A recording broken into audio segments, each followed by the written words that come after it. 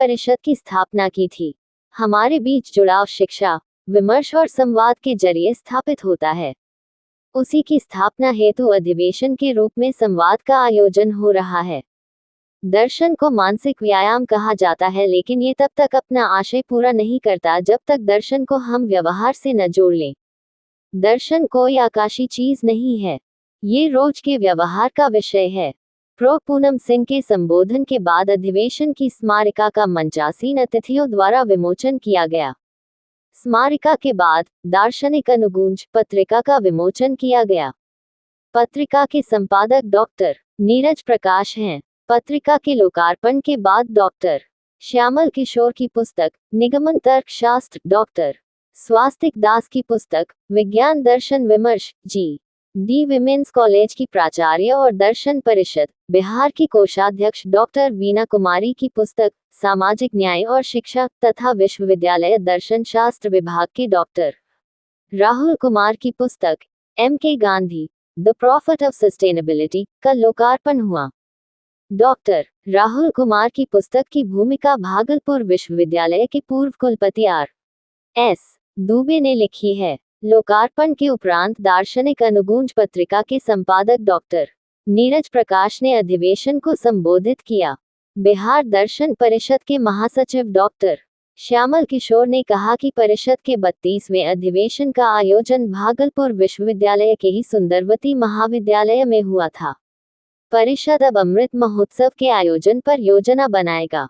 उन्होंने बताया कि परिषद के द्वारा प्रत्येक वर्ष दार्शनिक प्रतिभा के धनी विद्वान को लाइफ टाइम अचीवमेंट अवार्ड दिया जाता है। वर्ष 2024 के लिए ये सम्मान तिलका मांझी भागलपुर विश्वविद्यालय के ही पूर्व विभागाध्यक्ष प्रो केदारनाथ तिवारी को प्रदान किया गया।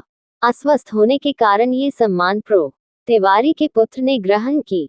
परिषद की ओर से वर्ष 2024 का सर्वश्रेष्ठ पुस्तक का पुरस्कार प्रो नीलिमा की पुस्तक को प्रदान किया गया। रविंद्र शांति पुरस्कार डॉक्टर सुधांशु शेखर की पुस्तक गांधी, अंबेडकर और मानवाधिकार को प्रदान किया गया। ICPR नई दिल्ली के सदस्य सचिव और काशी हिंदू विश्वविद्यालय के प्रो सच्चिदानंद मिश्र ने अपने संबोधन में कहा कि किसी भी समाज की प्रगति को जानने का एक अच्छा मानक ये है कि देखा जाए कि उस समाज में स्त्रियों की भूमिका क्या है। भारत ऐसा देश है जहां स्त्री में भी देवत्व की कल्पना की गई। मातृ देवो भव की संकल्पना के पीछे यही चिंतन है। हमारी परंपरा में स्त्रियों को शक्ति समझा गया है। अर्धनारीश्वर की दृष्टि संघर्षमूलक दृष्टि नहीं है, वह अनुपूरक रूप में है। यही दृष्टि प्रकृति को लेकर भी है। यहाँ प्रकृति से अनुग्रह प्राप्त करने की परंपरा रही है। पश्चिम में प्रकृति से संघर्ष की दृष्टि रही है। भारतीय शास्त्र में ये कल्पना की गई है कि पृथ्वी कामधेनु है और हिमालय उस कामधेनु का बछड़ा है। ये कल्पना पूरक दृष्टि का परिचायक है। बिहार विधान परिषद के सदस्य माननीय डॉक्टर संजीव सिंह ने अपने संबोधन में कहा कि हमारी संस्कृति में नारी और प्रकृति को लेकर व्यापक चिंतन है। धरती को माता की संज्ञा दी गई है। चंद्रमा को मामा कहा जाता है। सूर्य को साक्षात देवता की तरह पूजा जाता है। नारी को शक्ति स्वरूपा बताया गया है। संस्कृत जैसे भाषा के प्रति पूर्ण सम्मान और राजकीय सहयोग के बिना संस्कृति की बात करना बेमानी है। मैं बराबर बिहार विधान परिषद में इस विषय पर बोलता रहा हूँ। अपने संबोधन में विश्वविद्यालय के कुलपति प्रो जवाहरलाल ने कहा कि अधिवेशन का विषय प्रासंगिक है और राष्ट्रीय शिक्षा नीति के उद्देश्यों के अनुरूप है। नारी और प्रकृति दोनों में साम्य है। नारी और प्रकृति दोनों ही सृजन करती है। प्रकृति बहुत सहनशील होती है। नारी भी अपनी प्रकृति में सहनशील होती है। प्रकृति जीवों में भेदभाव नहीं करती है। उसी तरह माता अर्थात नारी अपने संतानों में भेदभाव नहीं करती है। विज्ञान और तकनीक की स्थिति आज से पहले बेहतर थी। इसका प्रमाण हमें रामायण और महाभारत में मिलता है। हमारी संस्कृति बहुत विशिष्ट थी। पश्चिम के अंधानुकरण के कारण हमारी संस्कृति दूषित होती जा रही है। इसको रोकने की आवश्यकता है। मैंने शिक्षक दिवस के सम्मान के अवसर पर कहा कि शिक्षक के साथ उनकी माता का भी सम्मान होना चाहिए। वह माता ही है जिसके कारण एक शिक्षक का निर्माण हुआ है। ये सम्मान नारी की भूमिका का सम्मान है। जहाँ नारी की पूजा नहीं होती है, वहाँ विनाश निश्चित है। हमारे सभी पर्व त्योहार में देवी होती हैं।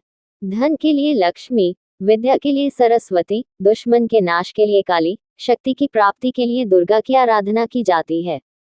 वैदिक काल में ही नारी को देवी बताया गया है। उत्तर वैदिक काल में नारियों की स्थिति में गिरावट हुई। आज स्वतंत्र भारत में भी प्रतिदिन नारी के शोषण की खबरें समाचार पत्र में भरी रहती हैं। उनके साथ हिंसा होती रहती है। क्या इसे रोकने का कोई रास्ता नहीं है? क्या दर्शन परिषद इस बारे में कोई विकल्प सुझा सकता है? 3 दिन के अधिवेशन में इस पर विचार किया जाना चाहिए। कुलपति के संबोधन के बाद अधिवेशन को सभापति और ललित नारायण मिथिला विश्वविद्यालय के दर्शन शास्त्र विभाग के पूर्व अध्यक्ष प्रो अमरनाथ झा, मुंगेर विश्वविद्यालय की पूर्व प्रति कुलपति प्रो कुसुम कुमारी, काशी हिंदू विश्वविद्यालय, वाराणसी के प्रो कृपा शंकर और पटना विश्वविद्यालय के पूर्व प्रो RC सिन्हा ने संबोधित किया। अधिवेशन में बिहार के अलावे उत्तर प्रदेश, उत्तराखंड, राजस्थान, झारखंड, पश्चिम बंगाल आदि के राज्यों से आए शोधार्थियों और विद्वानों ने भाग लिया। भोजनावकाश के बाद कार्यक्रम की शुरुआत 3:30 बजे से शुरू हुई। इस तकनीकी सत्र में विद्वान अतिथियों ने भारतीय ज्ञान परंपरा विषय पर अपनी अपनी राय रखी। इस सत्र की अध्यक्षता प्रो कुसुम कुमारी और समन्वय डॉक्टर महेश्वर मिश्र थे।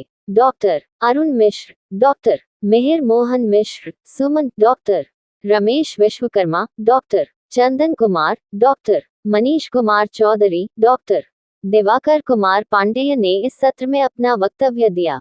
शाम में 6:30 बजे से मारवाड़ी महाविद्यालय में सांस्कृतिक कार्यक्रम का आयोजन किया गया। इसमें नृत्य, गान, कोरस आदि के द्वारा विभिन्न प्रतिभागियों ने अपनी प्रस्तुति दी।